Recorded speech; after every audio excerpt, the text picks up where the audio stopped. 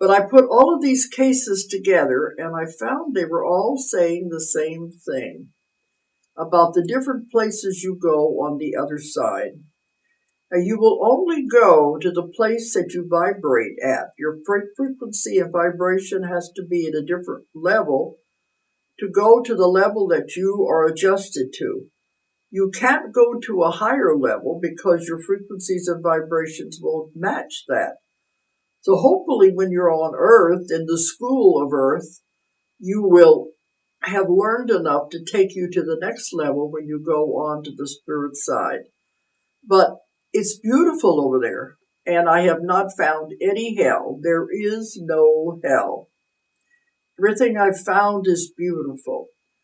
They're the simple places that are very much like what the church calls heaven, where you can live in a house if you want to, and you can live